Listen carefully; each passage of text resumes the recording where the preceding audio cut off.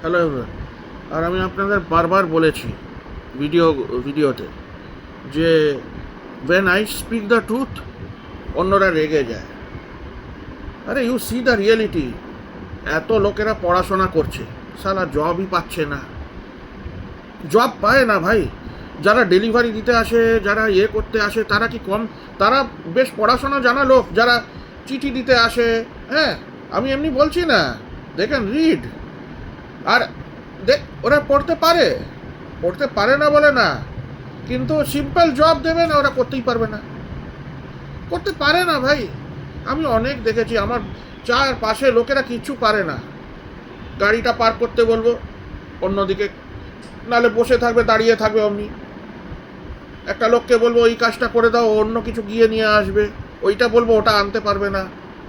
আমি ফোন করব, ফোনে রিপ্লাই দেবে না। 5 ঘন্টা, 6 ঘন্টা, 10 ঘন্টা, একদিন দুদিন পর কি কখন রিপ্লাই দেবে না ওই জানে। এমনি এমনি হয়। when you look around you, you find stupid people, then what will you understand? পড়াশোনা করবে, গার্বেজ কি কোথায় পড়ে ওরাই জানে ভাই, আমি তো জানি না। কনভেন্টে পড়ে কি অনেকজন কনভেন্টে পড়েও বোকা, অনেকজন গভর্নমেন্ট হয়তো পড়ে খুব চালাক, আমি তো জানি না। You can see it yourself, man. When you go out, what do you see? গার্বেজটা কেউ ক্লিন করে না, অমনি পড়ে আছে দিনের পর দিন, মাসের পর মাস, বছরের পর বছর, কেউ ক্লিনই করতে পারে না। দোষটা কার? দোষটা কি আমাদের? না, গভর্নমেন্টের তো দোষই না। ওরে বাবা, বিজেপির তো দোষই হয় না।